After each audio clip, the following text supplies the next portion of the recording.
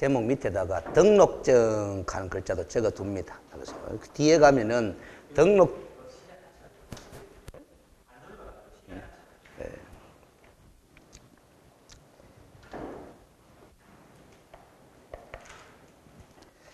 자, 그래서 그 50페이지에 2절에 자격증 대여 금지 그 밑에 자격증 밑에다가는 등록증이라는 글씨도 적어둡니다. 뒷부분에 가면은 등록증 대여 금지 규정이 따로 나와요. 그래서 따로 나와. 근데 우리가 공부를 할 때 같이 기억을 해보는 게 좋습니다. 자격증 대여 금지, 등록증 대여 금지 뜻은 같다 다르다. 같다라고 생각하면서 공부하시면 돼요. 증의 종류만 다를 뿐이지 의미는 똑같은 거다. 근데 왜 법조문을 두 개로 따로따로 만들어 놨느냐. 뜻은 똑같은데. 그렇죠? 이 사람 때문에 그래. 이 사람. 우리 개업공인중개사 종류 중에 부칙 제6조 2항에 따라 중개업을 행하는 개업공인중개사가 있다 없다? 있다. 이 사람은 등록증은 있다 없다? 있습니다. 근데 자격증이 없잖아. 그럼 이 사람이 증을 대여했다 하면 자격증 대여는 있을 수가 없는 거고. 무슨 증 대여? 등록증 대여. 그것도 금지시켜야 되거든. 그래서 뒤에 가면은 등록증 대여 금지 규정이 따로 있다 이렇게 생각하면 돼요. 알겠습니까? 근데 이것 때문에 현실적으로 보면은 이 사람이 제일 애매모호해. 뭐냐 하면은 우리가 개업공인 종류 중에 보면 공인중개사인 개업공인중개사가 또 있잖아요. 이 사람은 증이 몇 개 있다? 2개 있다 이 말이지. 등록증 있고 무슨 증? 자격증. 그러면 이 사람이 증을 대여했다 하면 이걸 자격증 대여로 볼 거냐? 등록증 대여로 볼 거냐? 현실적으로 구별하기 쉽다 어렵다? 어렵습니다. 알았어요? 그래서 판사분들이 판결문을 쓸 때 이 사람이 증을 대여하게 되면은 자격증 대여인지 등록증 대여인지 애매모호하거든. 그래서 판결문을 쓸 때 어떻게 쓰느냐? 자격증 대여다, 등록증 대여다라고 이렇게 단정 안 짓고 자격증 내지 등록증의 대여라고 볼 수 있으므로 이렇게 씁니다. 알겠습니까? 그런데 이게 상당히 현실에 가면은 이 증 대여한 사람 입장에서 보면은 큰 차이가 있었어요. 책임에 있어서는. 왜냐하면 자격증 대여로 보면은 자격 취소 대상이 되고 등록증 대여로 봐버리면 무슨 증 취소? 등록증 취소 대상이 되지 자격증 취소 대상이 아니거든. 그러면 증을 대여했는 이 사람 입장에서 보면은 무슨 증 대여로 단속당하는 게 더 유리하다. 등록증 대여로 단속당하는 게 더 유리한 거라. 그런데 판단하기가 어렵다는 거죠. 그렇죠? 그래서 이게 코에 걸면 코걸이, 뭐 귀에 걸면 귀걸이 이런 식이 될 수 있는 여지가 생겨버린다. 이 부분에서. 알겠습니까? 근데 이 증 대여의 의미는 똑같아. 자격증 대여나 등록증 대여나. 알겠어요? 근데 실무에 가면은 대여라는 용어를 안 쓰고 전부 다 이런 표현 쓰잖아요. 남의 자격증 갖고 걸어가 뭐 사무소 오픈하면 되지. 건다는 소리를 하잖아요. 건다. 알겠어요? 남의 자격증을 걸고 영업한다. 이런 말을 하잖아요. 건다는 용어를 하는 이유가 바로 중개사무소 내에는 자격증 원본을 게시해야 된다. 해야 되기 때문에 남의 자격증을 게시해놓고 자기 영업을 하는 거지. 알겠습니까? 그 말은 법적으로 이야기하면 남의 자격증 갖고 등록하는 거야. 알겠어요? 그 등록한 사무실에 남이 뭐다? 일을 하는 거죠. 알겠어요? 그러면 도장은 누가 찍어주고 그 증을 빌려준 사람이 도장을 찍는 거예요. 그게 증대여입니다. 알겠습니까? 자, 그래서 일단 법조문부터 읽어봅니다. 밑에 세 줄을 보면은 공인중개사는 다른 사람에게 자기의 성명을 사용하여 중개 업무를 하게 하거나 자기의 공인중개사 자격증을 양도 또는 대여해서는 아니 된다. 이게 자격증 대여 금지 규정이라. 이에 위반할 시에는 자격 취소 사유도 되고 1년 이하의 징역 또는 1천만 원 이하의 벌금형 사유도 됩니다. 그리고 포상금 지급 사유도 된다라고 적어놨죠, 제가. 요건 저 뒤에 가면 이제 포상금에 관한 규정을 또 공부할 기회가 있어. 그러면 이제 불법 사실을 신고 고발한 자에게 포상금을 지급할 수 있는 규정이 나오거든. 근데 아무 불법이나 다 신고 고발한다고 포상금 주는 게 아니고 몇 가지만 포상금 지급 대상이 돼요. 그래서 자격증 양도 대여한 사실을 신고 고발해도 포상금 지급 대상이다, 아니다? 대상이다라는 걸 미리 적어 놓은 거야. 알겠습니까? 우리 무등록 중개업 하는 사람들 형사처벌 받죠? 3년 이하 징역 또는 3천만 원의 벌금형이거든? 무등록으로 중개업을 하는 사람. 그것도 뭐 신고 고발하면 포상금 지급 사유가 돼요. 알겠습니까? 그래서 나중에 가면은 포상금 지급 사유를 또 기억을 해야 돼. 알겠어요? 자, 근데 대부분 판례에 따르면 자격증 대여란 도대체 무엇을 자격증 대여라고 할 거냐? 쭉부터 읽어볼게요. 자격증을 이용하여 공인중개사를 행사하면서 공인중개사의 업무를 행하려는 것을 알면서도 그에게 자격증 자체를 빌려주는 것을 말한다. 맞겠죠? 근데 자격증 자체를 빌려주는 것을 말한다. 그러면 자격증을 이리 건네준다, 안 건네준다? 건네주는 의미겠죠? 아닙니다. 현실적으로는 자격증을 건네주는 행위가 안 나타나요. 알겠어요? 그럼 어떤 걸 자격증 대여라 하느냐? 계속 읽어봅니다. 만일 공인중개사가 무자격자라 하여금 공인중개사 명의로 개설 등록을 마친 중개사무소 경영에 관여하거나 자금을 투자하고 그로 인한 이익을 분배받도록 하는 경우라도 공인중개사 자신이 사무소에서 공인중개사의 업무인 부동산 거래 중개행위를 수행하고 무자격자라 하여금 공인중개사의 업무를 수행하도록 하지만 않는다면은 이런 정도라면은 이를 가리켜 자격증 대여라고 볼 수 있다 없다? 없습니다. 알겠어요? 경영에 관여하고 자금을 투자하고 이익을 분배받는 이런 행위만 했을 때는 정을 대여했다고 볼 수 있다 없다? 없다라는 소리입니다. 알겠습니까? 그런데 그러면 어떤 걸 정을 대여했다고 보느냐? 한편 무자격자가 공인중개사의 업무를 수행했는지 여부는 외관상 공인중개사가 직접 업무를 수행하는 형식을 취한지 여부에 구애됨이 없이 실질적으로 동그라미 딱 치렀습니다. 무자격자가 공인중개사의 명의를 사용하여 중개 업무를 수행한지 여부에 따라 판단해야 한다. 그렇기 때문에 공인중개사가 비록 스스로 몇 건의 중개 업무를 직접 수행한 바 있다고 하더라도 적어도 무자격자가 승사시킨 거래에 관해서는 무자격자가 거래 승사에 작성한 계약서에 자신의 인감을 날인하는 방법으로 자, 줄 것입니다. 자신의 인감을 날인하는 방법으로 그걸 줄 거나요. 자신이 직접 공인중개사 업무를 수행하는 형식만 갖추었을 뿐 동그라미 지나놓고 실질적으로는 무자격자로 하여금 자기 명의로 공인중개사 업무를 수행하도록 한 것이므로 이런 행위를 두고 무슨 정 대여 행위에 해당한다? 자격증 대여 행위에 해당한다. 이렇게 봤어. 결국 문장은 이렇게 길게 적어놨지만은 봐봐요. 이렇게 판단한다는 거야. 중개 업무를 수행할 수 없는 무자격자가 중개 업무를 실질적으로 다 수행하고, 그러세요. 중개 업무를 수행할 수 있는 유자격자, 공인중개사 자격증 소지자가 자신의 인감으로 날인만 해주는, 도장만 찍어주는 이런 행위를 뭐라고 한다? 대여다. 그렇게 이야기를 한다는 거야. 알겠습니까? 그리고 우리 중개사무소 현장으로 가면은 보통 실장님이라고 부르는 사람은 중개보조원이거든요. 그 사람들은 무자격자잖아. 근데 그 사람들이 계약서도 작성하고 다 한다, 안 한다? 다 합니다. 그래놓고 그 계약서에 도장을 누구 걸 찍는다? 소장님 걸 찍잖아. 그 소장님이 바로 이 개업 공인중개사 분들이잖아요. 이 사람은 뭐 공인중개사 자격증 갖고 있잖아요. 이 사람이 도장만 톡톡 찍어주는 그런 행위를 뭐라고 한다? 정의 대여다. 그렇게 이야기를 하는 거라. 전부 다 우리나라 부동산 중개업소에는 대부분 그렇게 한다는다. 대부분 그렇게 합니다. 불법입니다. 알겠습니다. 다 불법입니다. 그런데 항상 불법인데, 알겠어요? 그 불법은 지금 정의 대여는 아까 1년 이하의 징역 또는 1천만 원의 벌금형, 그리고 자격증 대여라면 자격 취소, 등록증 대여라면 등록 취소 대상이잖아. 그러면 이제 등록 취소나 자격 취소로 행정처분 내리거나 아니면 형사처벌 사유이기 때문에 형사 고발 조치하려고 하면 증거가 확보돼야 한다, 안 된다? 그게 힘든 거야. 증거가 확보 안 되니까 뭐다 알면서 뭐다 입증 대연대 알면서도 뭐다 제대로 단속이 안 되는 거예요. 알겠습니까? 그게 문제입니다. 알겠어요?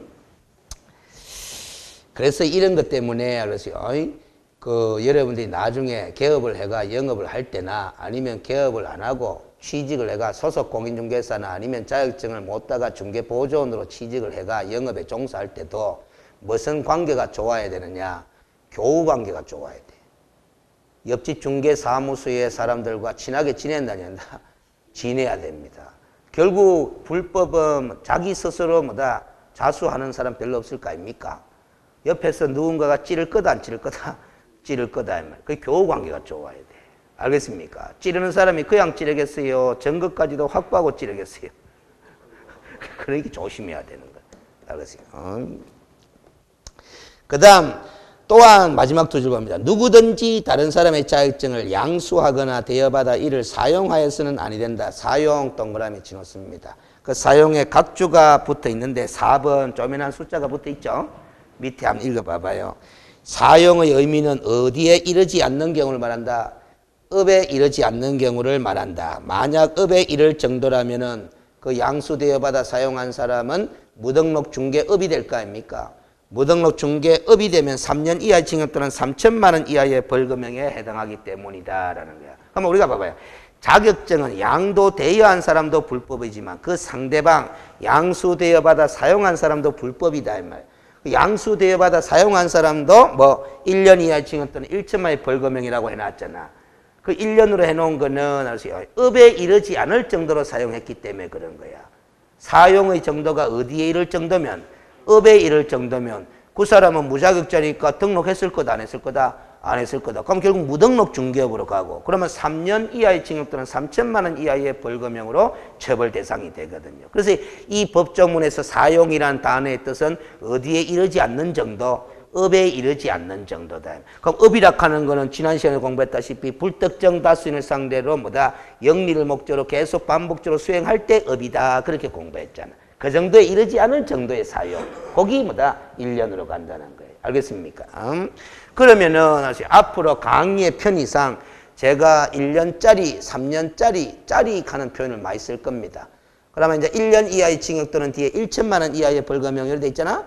이걸 앞으로 제가 몇 년짜리? 1년짜리 갈 거고 3년 이하의 징역 또는 3천만 원 이하의 벌금형 이렇게 돼 있는 걸 몇 년짜리? 3년짜리 그렇게 줄여서 이야기할 겁니다. 알겠습니까? 우리 공인중개사법에는 그 두 가지밖에 없거든. 형사처벌은 두 종류밖에 없어. 알겠어요? 그래서 3년짜리, 1년짜리 이렇게 공부합니다. 계속 반복이라는 횟수를. 그래서 지난 시간에도 공부를 했는데 기억을 또 뭐 하시는 모이네. 자, 우리가 업으로 했느냐 안 했느냐 여부를 판단할 때는 단순히 횟수만 가지고 판단할 문제는 아니고 행위의 동기나 목적, 의도, 모습, 횟수 여러 가지 사정을 종합적으로 고려해가 사회통념에 따라 판단한다 하는 게 판례 입장. 그래서 공부한 기억이 나죠. 그 횟수만 갖고 따질 문제는 아니다. 그래서 부수적으로 이것도 공부했는 기억이 날 거라. 간판을 내걸고 단 1회 중갱이를 한 경우는 횟수는 몇 번? 한 번이지만은 간판을 내걸었다라는 것은 앞으로 계속 반복할 의도가 있는 거다 없는 거다? 있는 거다. 그래서 잠재적 계속성을 인정할 수 있어서 업이다 반이다? 업이다. 이렇게 공부한 거예요. 횟수만 갖고 따질 문제는 아니다. 근데 제가 이런 이야기 했죠. 현실로 가면은 뭐 법은 횟수만 고려하지 말고 동기나 목적, 모습 여러 가지를 고려해라 하지만은 현실로 가면 그 중에서도 뭐가 제일 중요하게 고려 대상이 될 거다? 횟수가 중요한 고려 대상이 되겠지. 당연히 계속적 반복적으로 했느냐의 문제는. 알겠습니까? 자, 그 다음 51페이지에 3절에 무슨 명칭의 사용 금지, 유사 명칭의 사용 금지 해놨는데 밑에 두 줄 봅니다. 공인중개사가 아닌 자는 공인중개사 또는 이와 유사한 명칭을 사용하지 못한다. 법 제8조가 그렇게 돼 있어요. 알겠습니까? 이게 유사명칭 사용 금지 규정이다 말이지. 이걸 위반한 사람도 1년짜리 형사처벌감이야. 당연히 이 사람은 공인중개사가 아닌 자니까 자격 취소 대상은 될 리가 없죠. 알겠어요? 형사처벌 대상만 됩니다. 알겠어요? 시험 문제 이것도 나옵니다. 네모 박스 형태로 잘 나오는데 알겠어요? 다음 중 1년 이하의 징역 또는 1천만 원 이하의 벌금형에 해당하는 사유를 모두 묶은 것은 알겠습니까? 그러면 요 규정 위반한 것도 골라야 되겠죠. 그렇죠. 자격증 양도 대여도 고르겠고 그런 식이다 이 말이지. 알겠어요? 근데 이 조문은 쉬워요. 자격증 없는 사람은 자격증 있는 것처럼 일반인들이 오해할 수 있는 명칭 쓰면 된다 안 된다? 안 된다. 유사 명칭도 쓰지 말아야 돼 있잖아요. 유사 명칭. 공인중개사라는 명칭도 못 쓰지만은 유사 명칭도 여기서 유사한 명칭이라는 말의 뜻은 일반인으로 하여금 그자가 공인중개사 자격증을 가진 것으로 오인케 할 위험성이 있는 명칭을 쓰지 말아라라는 소리야. 자, 그러면 여러분들이 이제 판사가 돼 봅니다. 판사가 돼 봅니다. 제가 중개사무소에 근무하는 중개보조원이야. 중개보조원은 공인중개사다 아니다? 아니다 이 말이지. 그럼 중개보조원도 명함이 필요하다 안 필요하다? 필요하다라는 거야. 알겠습니까? 무슨 얘기죠? 그런데 명함을 새길 때 일이 있었어. 빵빵 공인중개사 사무소 간판을 써야 될 거 아닙니까? 쓰고는 밑에 홍길동 제 이름을 썼어. 쓰면서 홍길동 이름 앞에다가 제가 대표라고 썼어. 대표 홍길동 이렇게 썼어. 왜 제가 대표라고 앞에 명함을 새겼냐? 그 사무실 차리는 비용을 내가 다 대했거든. 무슨 소리인지 알겠어요? 그 실질적인 사장님이다 이 말이지. 근데 지는 법적으로 보면 중개보조원이지. 알겠어요? 무슨 얘기죠? 그리고 지 명함을 대표 홍길동 이렇게 썼어. 바깥에는 빵빵 공인중개사무소 이렇게 돼 있고. 자, 그러면 이 명함을 일반인이 받았을 때 이 홍길동이라는 사람이 공인중개사 맞을 걸로 생각해요? 아닐 걸로 생각해요? 공인중개사 맞을 걸로 생각해요. 공인중개사로 오인케 할 위험성이 있는 표현 맞다 안 맞다? 맞다. 대표라는 이 표현은. 맞죠? 그게 판례라. 그 여러분들도 판사 다 됐었어. 읽어볼까요? 봐봐. 밑에 대법원 판례에 따르면 중개사무소에 뭐를 가리키는 명칭은 대표자를 가리키는 명칭은 일반인으로 하여금 그 명칭을 사용하는 자를 공인중개사로 오인하도록 할 위험성이 있는 것으로 무자격자가 자신의 명함에 부동산 뉴스 대표라는 명칭을 기재하여 사용한 것은 법 제8조가 사용을 금지하는 공인중개사와 유사한 명칭에 해당한다, 해당하지 않는다? 해당한다 이렇게 판결을 내린 거잖아요. 그러니까 부동산 뉴스 대표라고 명칭을 썼다는 것은 부동산 뉴스가 그 사무소의 상호야, 상호. 알겠습니까? 상호고 대표 홍길동 이리 썼다는 거예요. 알겠습니까? 그럼 이 명칭은 공인중개사와 유사한 명칭으로 볼 수 있다, 없다? 있다. 그런 판결이잖아. 그러니까 이 법원의 취지는 일반인으로 하여금 공인중개사로 오인케 할 위험성이 있는 명칭이라면 다 유사명칭으로 봐야 된다. 이런 취지를 갖고 있는 거죠. 그럼 자, 대표라는 글자 안 쓰고 사장 홍길동 썼어. 그것도 유사명칭을 사용한 걸로 봐야 된다, 말인다? 봐야 되는 거야. 근데 아직까지 판례는 나온 적이 있다, 없다? 없어도 그렇게 봐야 되는 거예요. 알겠습니까? 그러면 아직까지 사장이라는 명칭은 유사명칭에 해당한다라는 판례가 나온 적이 없어. 없기 때문에 출제는 한다, 뭐 한다? 뭐 한다. 알겠어요? 뭐 하지만은 여러분들이 만약에 무자격 상태에서 중개보호전으로 채용해가 명함 새기면서 사장 명함을 써봐요. 위험하다, 안 위험하다? 위험합니다. 함부로 쓰면 안 됩니다. 이 판례를 공부했다면은. 알겠습니까? 판례는 나온 적은 없지만. 그래서 그 페이지에 또 다른 판례도 비슷해. 카페가 나오죠? 그렇죠? 그 세모 부동산 및 부동산 카페라고 표시된 옥외 광고물을 설치하고 세모 부동산 대표라는 명칭이 기재된 명함을 사용한 것도 유사 명칭을 사용한 경우에 해당한다고 봐야 된다, 안 봐야 봐야 된다. 이게 2015년도 7월 달에 나온 판례라. 그러면 아까 앞에 제서 읽었던 판례나 이 판례나 취지는 비슷하다, 안 비슷하다? 비슷하다. 사건의 내용이 좀 다르다라는 것 뿐이지 판결의 취지는 동일한 거죠. 알겠어요? 그러니까 결국 일반인으로 하여금 공인중개사로 오인케 할 위험성이 있어 보이는 명칭이라면 다 유사 명칭으로 보는 것이 옳다라는 거예요. 알겠습니까? 제가 부산에 강의를 하는데 어느 한 학원의 원장님이 있습니다. 그 학원의 원장님도 공인중개사 자격증을 되게 따고 싶어 하는데 지금은 땄는데 수년간 못 땄어. 알겠어요? 못 땄는데 아예 학원을 체리뿐 거예요. 그분이. 알겠어요? 공인중개사 학원에 공부하러 왔다가. 알겠습니까? 자격증 못 따고 학원을 체리뿌어. 체리가 지학원이니까 수업도 틈틈이 듣는데 최근에 땄어. 그런데 그 전에 훨씬 오래전에 사모님이 와이프가 자격증을 땄어요. 그러니까 그 부부는 남편은 이제 학원 영업하고 와이프는 그 학원 건물 한켠에 중개사무소 영업을 하는 거예요. 근데 이 남편은 알았어요. 그 와이프의 중개사무소에 근무하면서 중개보호전 형식을 근무하면서 중개 일도 해요. 근데 명함을 새기놨는데 아까 바로 사장이라고 써놓은 거야. 그 와이프가 자격증 따가지고 사무소 오픈하는데 돈은 누가 다 대줬다?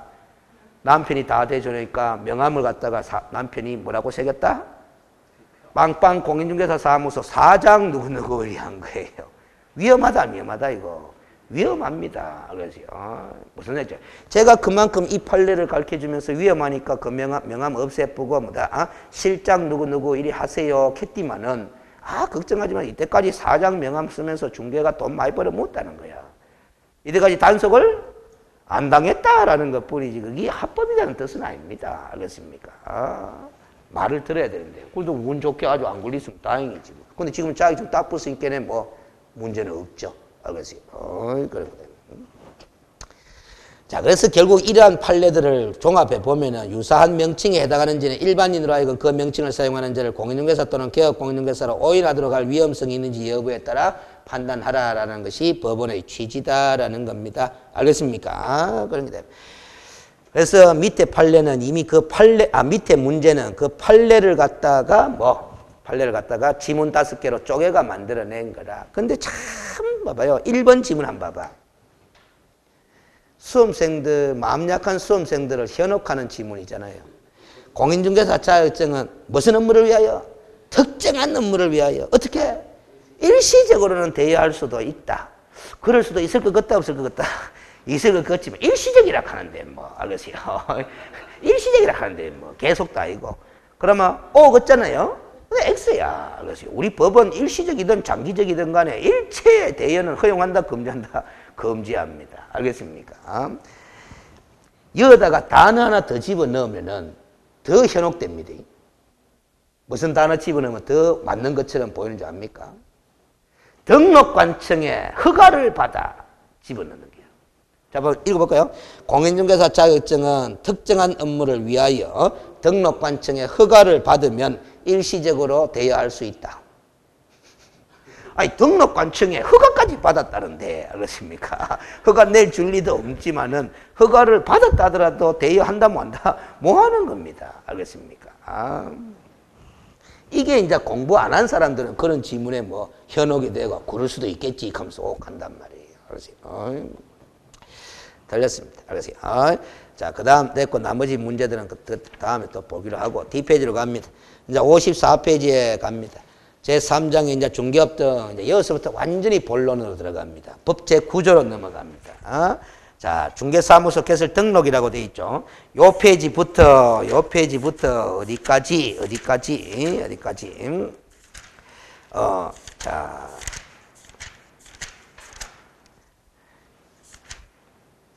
79페이지까지입니다. 54페이지부터 79페이지까지 내용들은 이 틀 속에서 놀아야 됩니다. 이 틀 속에서. 자, 칠판 봅니다. 안 적어도 돼요. 나중에 제가 도표 하나를 또 만들어 제가 프린트로 드릴 거다 이 말이에요. 자, 중개사무소 개설 등록 제도를 공부합니다. 자, 부동산 중개업이라는 이 영업이 있잖아요. 중개업. 중개와 중개업은 같다 다르다? 다르다. 그래서 중개를 어떻게 할 경우? 업으로 할 경우에는 뭘 해야 된다? 사전에 등록해야 되는 거야. 단순히 중개만 할 때는 등록할 필요 있다 없다? 없다. 그 중개업을 영위하고자 하는 자, 이 사람들이 뭐 하는 거다? 중개사무소 개설 등록을 해야 돼. 그럼 등록은 행정관청에 신청을 해가 등록을 하는 거잖아요. 그러면 중개사무소 개설 등록 신청을 하는 거라. 신청. 어디다가 한다? 등록관청에다가 한다라는 소리죠. 이 등록관청이 어딘지 알아봐야 된다, 안 알아봐야 된다? 알아봐야 됩니다. 공부하면서 이제 채워 넣으면 되는 거예요. 그런데 등록 신청할 때는 등록 요건이란 등록 기준이라고 표현을 합니다. 등록 기준을 갖춰야 된다, 안 갖춰야 된다? 갖춰도록 요구를 하고 있어요. 그 등록 기준이 뭔지 아직 궁금하죠? 그건 채워 넣으면 돼. 그런데 우리 공인중개사법 조문을 공부해 보면은 중개업을 영위하고자 하는 자라고 해가지고 누구나가 다 등록 신청할 수 있도록 허용 안 해요. 여러분들도 중개업을 영위하고 싶은 생각이 있다 없다? 있는데 여러분들이 등록 신청한다 뭐한다? 뭐합니다. 알겠어요? 중개업을 영위하고자 하는 자 중에서 잘 봐요. 법인 또는 공인중개사만이 등록 신청할 수 있도록 만들어놨어. 누구 또는 누구만이? 법인 또는 공인중개사만이. 그 여러분들은 법인도 아니고 공인중개사도 아니라서 아무리 중개업을 영위하고자 하는 자라도 등록 신청 자격이 있다 없다? 없다라는 소리입니다. 그러면 요걸 잘 생각해 보면은 등록 신청할 때 갖춰야 될 등록 기준도 이 사람이 등록 신청할 때 이 사람이 등록 신청할 때 기준이 같다 다르다? 다르게 만들어놨어. 그래서 법인의 등록 기준이 있을 거고, 누구의 등록 기준? 공인중개사가 등록 신청할 때 갖춰야 될 등록 기준이 있습니다. 제가 물음표를 적어놨다는 것은 나중에 채워 넣어가 붙이면 되는 거예요. 알겠어요? 이런 게 이제 암기야. 알겠어요? 전체 흐름은 이해를 하는 거고. 알겠어요? 그러면 이 등록 기준, 이 두 사람이 각각의 등록 기준을 갖추었음을 증명하는 서류를 내야 된다, 안 내야 된다? 내야 된다라는 거야. 이게 이제 등록 신청 서류가 되는 거죠. 알겠지? 등록 신청 서류도, 알겠지? 등록 신청 서류도 이 사람이 내는 등록 신청 서류, 이 사람이 내는 등록 신청 서류 같겠다, 다르겠다? 당연히 다르지. 기준이 다르니까. 알겠습니까? 자, 그럼 봐봐요. 법인의 등록 신청 서류 또 체크하면 되고, 공인중개사의 등록 신청 서류 체크하면 돼요. 체크하면 되는데, 우리 법조문 보면 이걸 섞어놨어. 구분 안 해놓고. 요거는 구분해 놔놓고는 요거는 섞어놨어. 그 섞어놨기 때문에 요걸 섞어놓은 걸 보고서는 구분할 줄 알아야 된다, 몰라야 된다? 알아야 되는 거지. 알겠지? 자, 그런데 여러분들 공부머리 한번 물어보겠습니다. 공부머리가 좋은지 안 좋은지. 이거 공부했어요. 이것도 공부했어요. 따로 놀아요? 같이 놀아요? 등록 기준하고 등록 신청 서류는 뭐다? 따로 놀면 안 되는 거죠. 왜냐하면은 등록 신청 서류는 무엇을 갖추었음을 증명하는 서류 내는 거다. 이걸 갖추었음을 증명하는 서류 내는 거니까 이걸 다 알면은 서류는 그냥 나온다 안 나온다? 나오도록 공부가 돼야 되는 거라. 알겠습니까? 만약에 여기에 실무교육을 이수할 거 가면은 여기에 뭐가 들어가겠노? 실무교육 이수 확인서 사본 가든지 뭐 그렇게 들어갈 거다 이 말이에요. 이거 따로 공부하는 게 아니다 이 말이에요. 알겠습니까? 그 다음 등록 신청할 때 서류를 내는 방식으로 신청을 하는데 수수료를 낸다 안 낸다? 등록 신청 수수료 낸다 안 낸다? 낸다. 아까 우리 공부할 때 자격증 재교부 신청할 때 당해 지방자치단체 조례를 정하는 수수료를 낸다 그랬잖아. 등록 신청할 때도 당해 지방자치단체 조례를 정하는 수수료를 낸다 이 말이에요. 그럼 아까 제가 6가지 적으라 했잖아. 그 6가지에 등록 신청하고자 하는 자도 들어간다 들어간다? 들어가는 거야. 알겠습니까? 다 따로따로 공부하는데 나중에 모아야 되는 거라. 알겠어요? 그러면 등록관청이 어디냐 가는 건 차차 점검에 넣 필요하고, 그럼 등록관청은 이 서류를 통해서 등록 기준을 갖추었는지 안 갖추었는지 심사를 할 거다 안 할 거다? 할 거다. 그 등록 기준을 갖추었다고 판단되면은 등록 처분을 한다 안 한다? 합니다. 등록 처분을 행한 사실은 신청인에게 서면으로 통지를 한다 안 한다? 합니다. 알겠어요? 당신은 등록됐다고 통지한다. 그러면 요 등록 신청한 날로부터 요 등록 처분은 며칠 이내에 하도록 되어 있느냐? 7일 이내에 그렇게 하도록 되어 있어. 그래서 문장을 만들면 등록 신청을 받은 등록관청은 신청한 때로부터 7일 이내에 등록 기준에 적합 여부를 심사한 후에 등록 처분을 행하고 그 등록 처분을 행한 사실은 신청인에게 서면으로 통지하여야 한다. 이렇게 되어 있다. 그래서 문장으로 만드는 거예요. 그러면 요 등록 처분 받았잖아? 요 때부터 신분이 뭐로 바뀌는 거다? 옳지. 개업공인중개사 신분으로 바뀌는 거야. 등록 행해졌으니까. 등록한 자를 개업공인중개사를 한다라는 거예요. 알겠습니까? 아직까지는 개업공인중개사도 아니다? 아니다라는 거예요. 시험 문제 뭐가 나왔느냐? 좀 오래됐습니다만은 이 말장난 잘 봐요. 중개사무소 개설 등록을 신청한 단계에서 중개 업무를 수행한 경우에는 무슨 중개업? 무등록 중개업이 되는 거야. 그럼 몇 년짜리? 3년짜리 형사처벌 대상이 된다. 그러면 5년이 된다. 알겠지? 무슨 소리야? 아직 등록 처분 받았다 안 받았다? 안 받았다라는 거예요. 그렇지? 근데 이게 현실적으로 얼마든지 있을 수 있습니다. 불법이지만. 뭐냐면 잘 봐봐요. 아직까지 등록 기준 공부 안 했잖아? 근데 여기 보면은 뭐가 나오느냐면 사무소를 확보할 것 하는 게 들어가요. 그럼 봐봐. 등록 신청할 때 사무소부터 먼저 확보해가 신청하잖아. 그러면 사무소 확보했으면은 인테리어도 했을 거다 안 했을 거다? 했을 거다. 그러니까 등록 신청했는데, 알겠어요? 아직 등록 처분 받았다 안 받았다? 안 받았는데 사무소가 있으니까 왔다 갔다가 고객이 들어온다 안 들어온다? 들어온다. 그러면 여러분들이 뭐다? 아직까지 등록 처분 안 받았으니까 며칠 뒤에 어디서 하면서 돌려보내나 접수받나? 접수받지. 이게 무슨 중개업이다? 무등록 중개업이에요. 법을 엄격하게 집행해버리면 그것도 처벌 대상이 된다 안 된다? 되니까 시험 출제자들이 그렇게 지문을 구성하는 거야. 그러니까 등록 신청만 한 상태에서, 즉 처분받지 않은 상태에서는 업무를 시작하지 말아라 하는 걸 시험 문제에서 물어보는 거예요. 그런데 현실은 어디 그러나 안 되는데. 알겠어요? 사무실 체는 안 돼. 며칠 뒤에 어디서 가는 사람이 어디 있노? 알겠어요? 그럼 이때부터 개업 공인중개사가 돼요. 그러면 업무를 개시해도 된다 안 된다? 안 되게 돼 있어요. 법은 막아놨어. 알겠어요? 무슨지 알겠죠? 그러면 등록 체불을 받았잖아?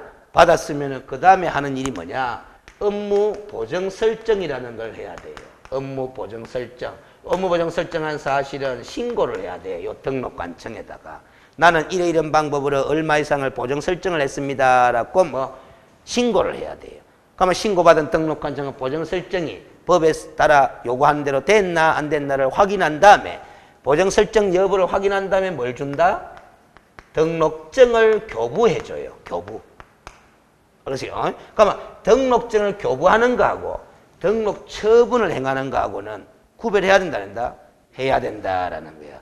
등록 처분 시에 바로 등록증을 주는 게 아니고 뭐를 해야만이 보정 설정을 해야만이 등록증을 주도록 그렇게 법을 만들어 놨어. 그렇죠? 그런데 이 등록증 교부받은 거는 사무소 내 보기 좋은 곳, 보기 쉬운 곳에 뭐 하도록 돼 있다? 게시하도록 돼 있어요. 그렇죠? 그러면 게시까지 했어. 그러면 이제 업무를 게시하면 된다, 안 된다? 되는데 안 되게 막아놨어요. 또 법은 요 업무 개시 전까지는 중갱이에 사용할 인장을 뭐 해라? 등록관청에 등록해라. 이렇게 돼 있어. 알겠어요? 뭐 언제 전까지?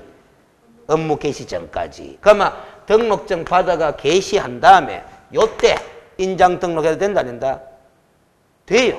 알겠어요? 업무 개시 전까지니까. 이때 보정 설정 신고할 때 인장 등록해도 된다, 안 된다? 같이 해도 됩니다. 언제든지 하면 언제 전까지만 하면 되니까. 업무 개시 전까지만 하면 되니까네. 그런데 또 우리 법조문은 최근에 법을 개정해서 어떻게 해놨느냐면 요 인장 등록은 요 중개사무소 개설 등록 신청 있죠. 등록 신청과 함께 할 수도 있다. 함께 할 수도 있다. 이렇게 만들어놨어. 그러면 이 법인 또는 공인중개사가 등록 신청하면서 무슨 등록도 같이 해도 된다. 인장 등록도 같이 해도 되는데 같이 안 했다라면 언제 전까지만 하면 된다. 업무 개시 전까지만 하면 돼. 알겠어요? 그러면 여러분들이 공인중개사 자격증을 취득해가 개설 등록 신청한다고 하면은 인장 등록은 언제 같이 해버릴 거다? 등록 신청할 때 같이 해버리는 게 이게 편해요. 알겠습니까? 실제로 이때 하는 게 맞습니다. 왜냐하면은 이 인장 등록 하면은 도장 아닙니까? 도장을 어디다 찍게 돼 있다? 요 찍게 돼 있어요. 등록증에 찍게 돼 있다 이 말이에요. 알겠습니까? 찍게 돼 있는데 이때 인장 등록한다 못한다? 실무에서는 뭐합니다. 이론적 법적으로나 가능하다는 거지. 알겠어요? 그럼 우리 시험 공부는 법 기준대로 공부하면 돼. 요때 인장 등록해도 된다 안 된다? 되는데 실무로 가면 그리 안 돼요. 요 찍어야 되는데. 알겠습니까? 여만 찍는 게 아니고 우리가 아까 대장이 우리 법에는 몇 번 나온다 그랬어요? 대장 3번 나온다. 자격증 교부대장, 등록대장, 거래정보사업자 지정대장. 그러면 중개사무소 개설 등록대장이라는 게 있거든. 그 대장에도 보면은 이 등록한 인장 있잖아요. 여기 탁 찍어. 알겠습니까? 여러분들 그 인감신고 하잖아. 인감신고하면 인감대장에다 다 날인하잖아요. 날인하고 인감증명서 발급할 때도 보면 뭐 도장이 탁 찍혀져 있잖아요. 그거 똑같은 위치로 보면 된다. 중개사무소 개설 등록대장에도 보면 등록한 이 인장이 날인이 돼 있다 이 말이에요. 알겠습니까? 이런 건 시험 문제는 안 묻습니다. 근데 그런 사정들을 다 알면은 이해하기가 편하다 이 말이에요. 이게 창업 절차예요.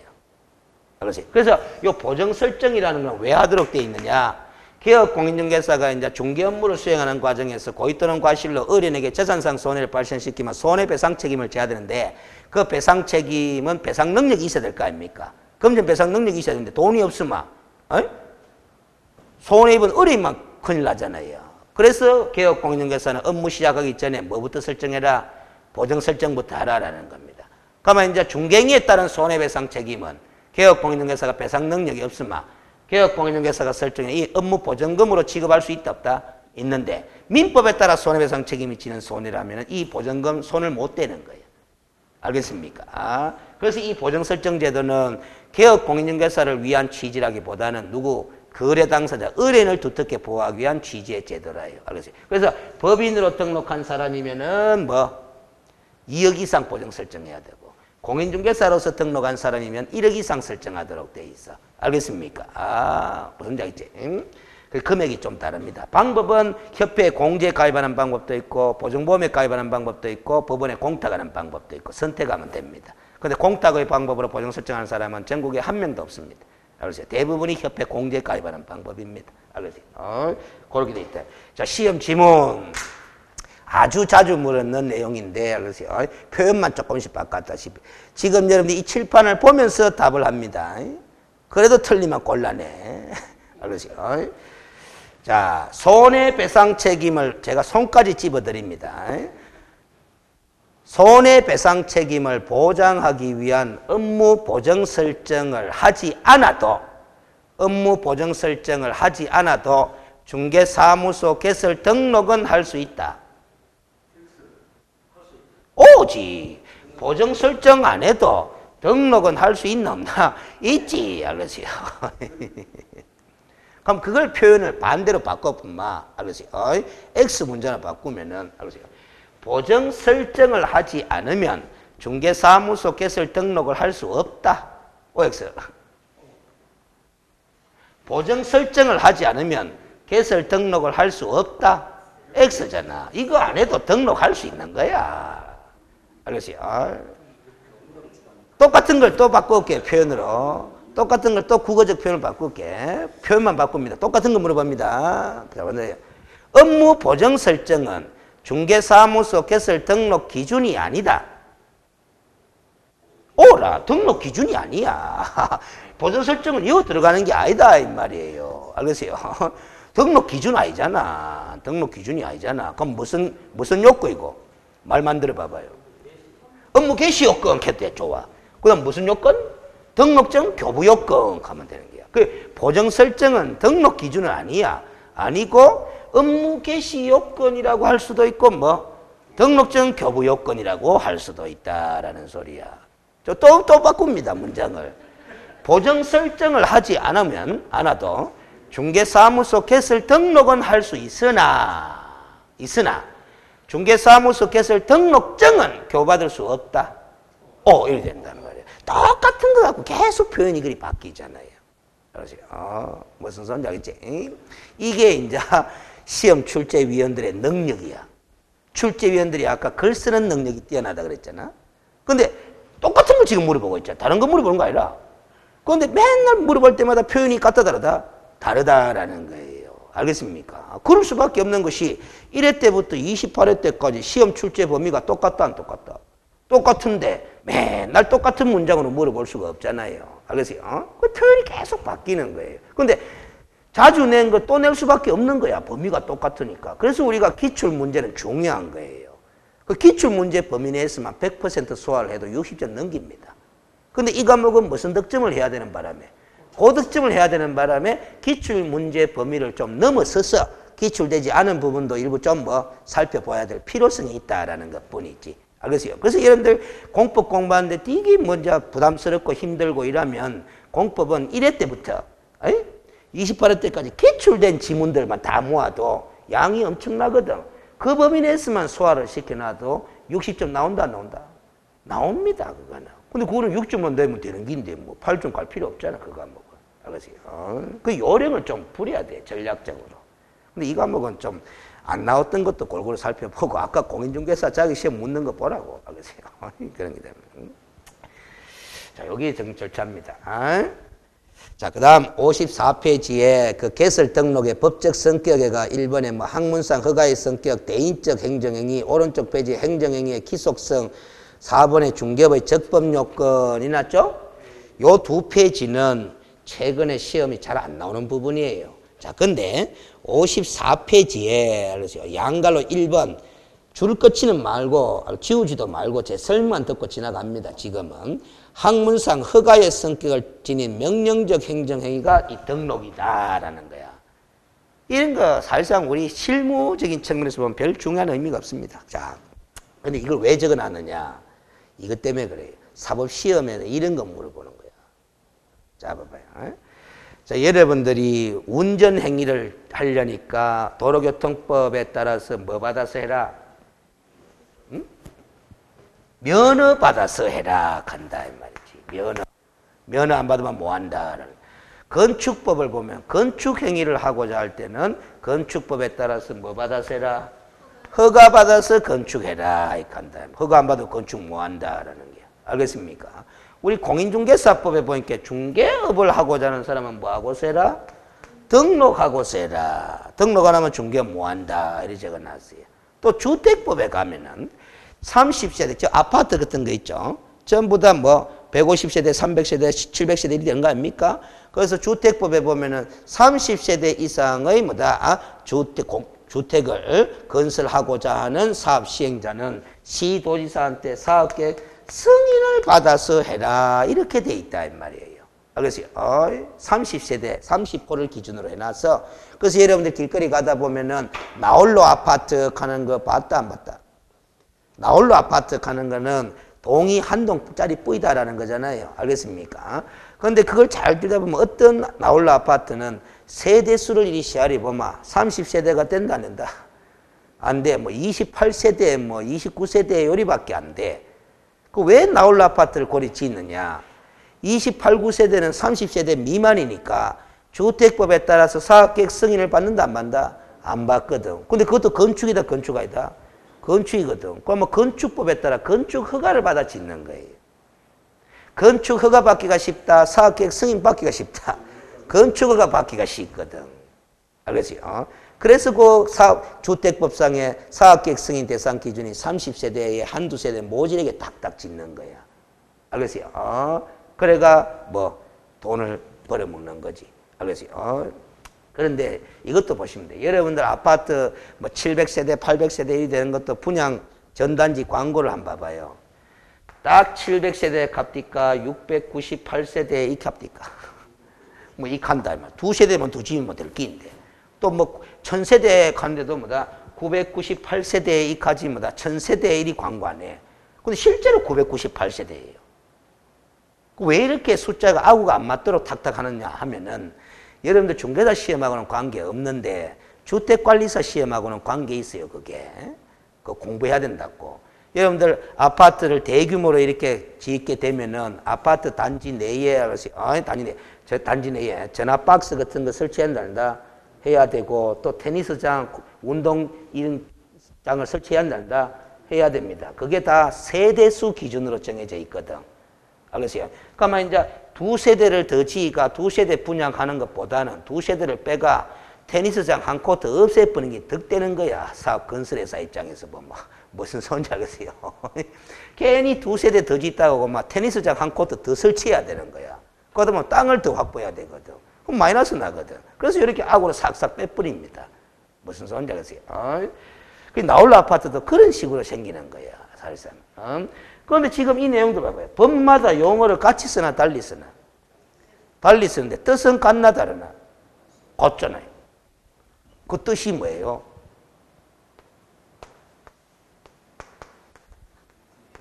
금지를 해제하는 거잖아. 맞죠? 알겠어요? 금지를 해제시켜주는 이런 의미의 행정행위를 학문하는 사람들은 다 허가라 그래. 다 허가라고 통틀어서 이야기. 이것도 허가, 이것도 허가, 이것도 허가, 이것도 허가라. 그러면 건축법상의 허가와 학문상의 용어가 공교롭게도 일치가 됐다라는 것 뿐이지. 알겠어요? 면허도 허가다, 허가이다. 허가다. 승인도 허가고 등록도 허가야. 그래서 이 중개사무소 개설 등록도 금지를 해제시켜주는 의미의 행정행위면 틀림없으니까 학문상 허가의 성격을 지닌 명령적 행정행위다. 이렇게 한다. 명령적 행정행위 하는 거는 뭐다? 몰라도 관계다. 이때까지 시험에 딱 한 번 나왔어요. 중개사 시험에. 근데 이 법대생들이나 알 법한 용어인데 틀리라고 한 번에 딱 낸 거지. 여러분들 민법 공부하다 보면은 아세요? 그런 것도 공부해. 아니 공법에도 나오는데 명령적 행정행위의 반대말이 이거라요. 형성적 행정행위다. 알겠어요? 그런데 우리 이런 것들 있잖아요. 이런 것들은 다 뭐다? 명령적 행정행위에 들어갑니다. 그 명령적 행정행위를 하는 건 뭐냐? 알겠어요? 좌기 의무 내지 부작위 의무를 해제시켜 주는 거라요. 알겠어요? 그런 걸 갖다가 뭐 명령적 행정이라 그래. 그리고 또 형성적 행정에는 권리를 부여하거나 행위의 효력을 완성시켜 주는 그런 행정행위를 형성적 행정행위라 그래. 이거 알아가 시험에 쓸문 일도 없지만 막 물은 적이 있어서 책에 써놓은 거예요. 자, 이렇게 보면 됩니다. 여러분들, 그 GS25 이런 데 가면은 미성년자한테 뭐 담배, 술 판매 금지돼 있잖아요. 알겠어요? 금지돼 있잖아요. 자, 그러면 봐봐요. 그걸 갖다가 뭐라 하느냐 하면은 부작위 의무를 명한 거야. 그거는 부작위에 팔지 말아라고 명령 내린 거다 이 말이에요. 행정청이. 그런 걸 하명 처분이라 그렇게 이야기를 해요. 그것도 뭐 명령적 행정행위 일이 들어간다 이 말이에요. 그렇지? 그 다음에 뭐 여러분들 조세 감면 처분 받았다, 조세 면제 처분 받았다 이렇게 하잖아요. 그렇죠? 그 면제라 그런다. 면제. 그렇죠? 그럼 세금을 내야 될 의무가 있잖아요. 의무인데 니는 안 내도 된다라고 면제시켜 주잖아. 해제시켜 주잖아. 그런 걸 면제 처분이라 그래. 그 면제 처분도 무슨 행위다? 명령적 행정행위 이렇게 이야기를 하는 거다. 알겠습니까? 그런데 이 형성적 행정행위는 여러분들 특허하는 거 있죠. 특허 처분 받았다 하면 내 혼자만이 주장할 수 있는 권리를 부여받는 거 아이가. 그 특허라는 게 바로 무슨 행정행위다? 형성적 행정행위다. 알겠어요? 그 다음에 인가하는 게 있어요. 인가. 두 사람이 아무리 매매 행위를 해도 행정청이 인가를 안 내주면 그 매매 행위가 무효가 되는 게 있어. 가장 대표적인 게 바로 토지거래 허가구역 내 토지잖아. 토지거래 허가구역 내 토지를 허가 안 받고 매매계약 체결하면 유효다 무효다? 무효라요. 허가 내주고 매매 계약을 하면 허가 처분에서 매매가 유효하게 되잖아. 행위의 효력이 완성되잖아. 그러면 법에서는 허가라고 돼 있지만은 그 행위의 성격은 학문상 뭐다? 인가 이렇게 이야기해라. 형성적 행정행위가 돼. 그래서 이런 것들은 행정행위의 성격을 이론적으로 분류하는 용어들이야. 그래서 중개사무소 개설 등록은 학문상 허가의 성격을 띤 명령적 행정행위로 분류되는 행정행위다. 이걸 시험에 딱 한 번 물은 적이 있어 옛날에. 그래서 교재에 소개해놨을 뿐인데 일단 그렇게 놔두고 다음에 또 한 번 더 상세하게 설명을 합니다. 그런데 이제 두 번째 대인적 행정행위 가는데 알겠어요. 요거는 좀 설명을 드려야 돼요. 반대말이 뭐겠어요?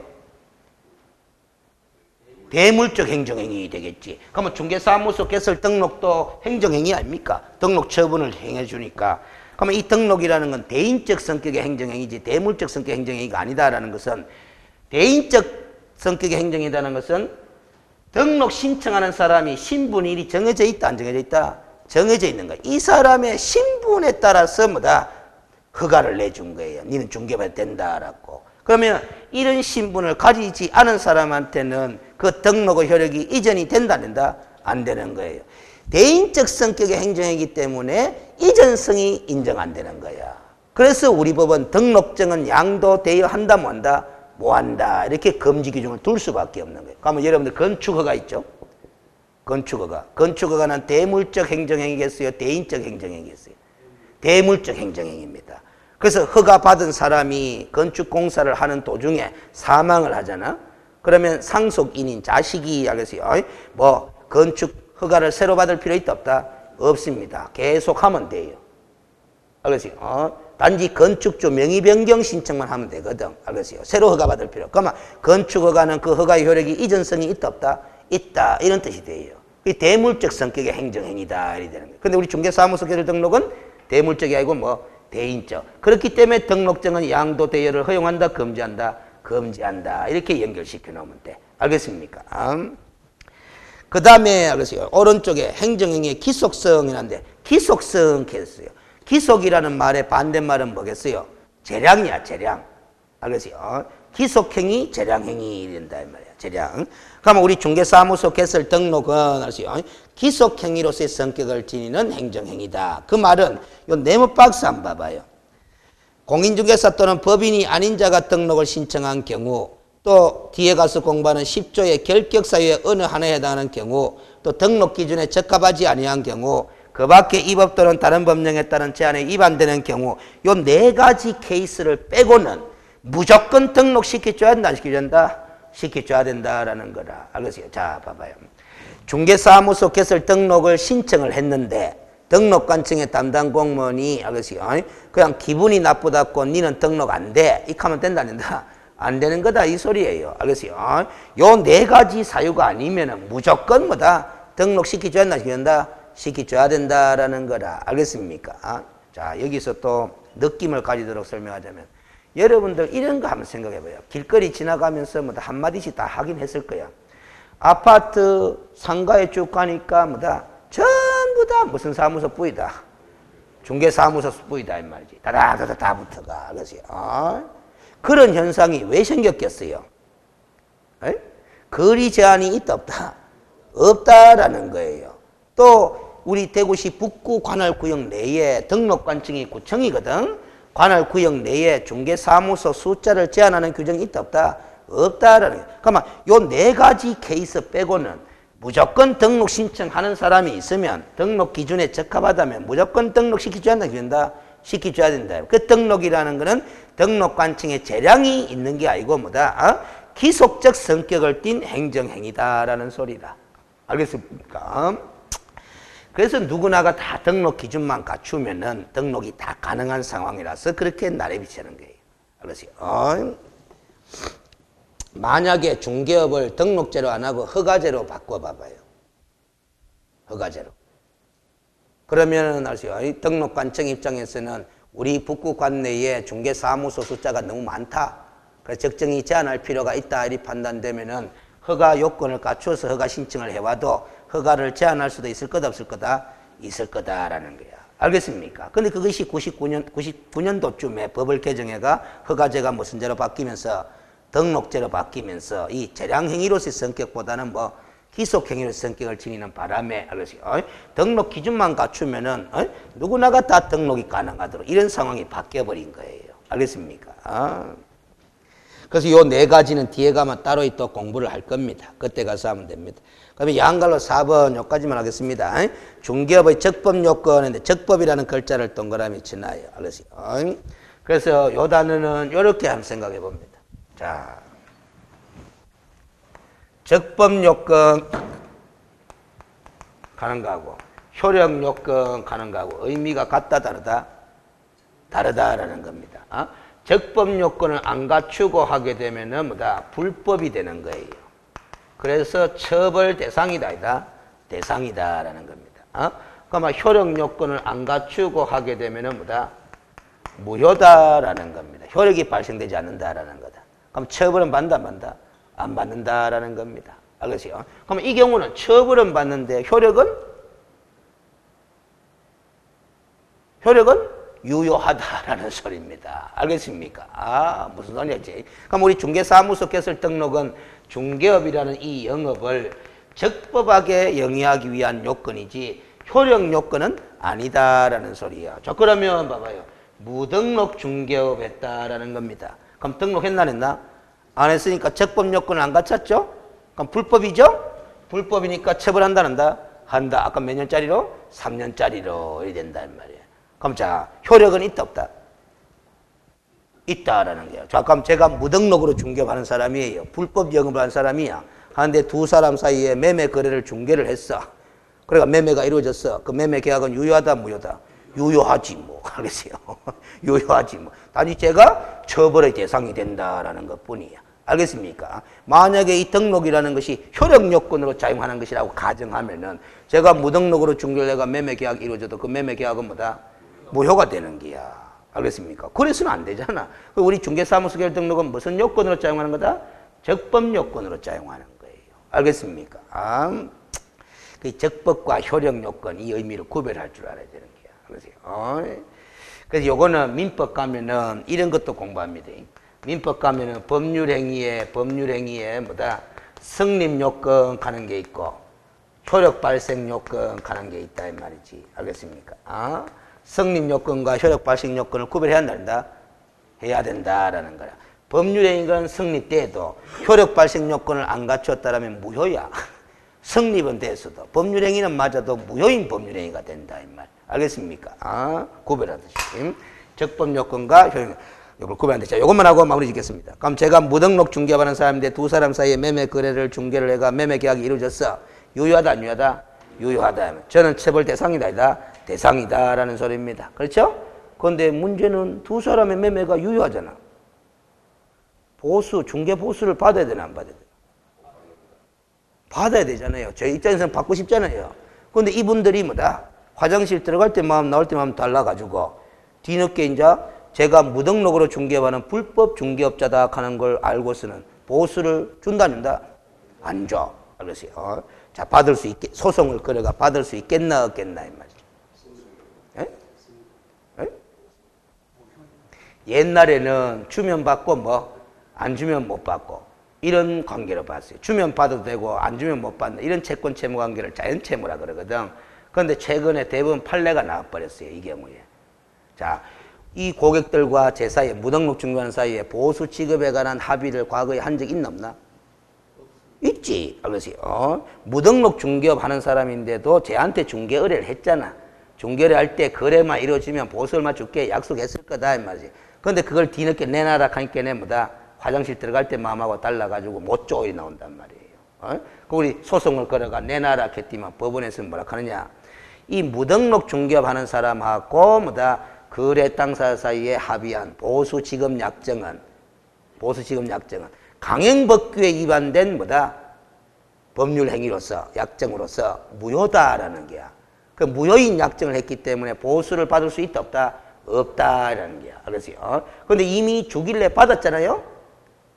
약속했기 때문에 주길래 받았잖아요. 받았는데 무효로부터 받은 거잖아.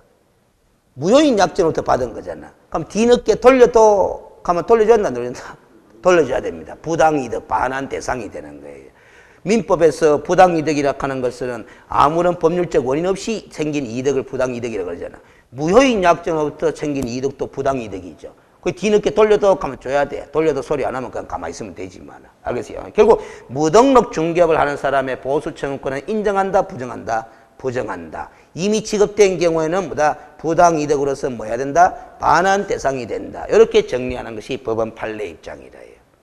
알겠습니까? 최근에 판례가 나와서 그래. 판례가. 알겠어요?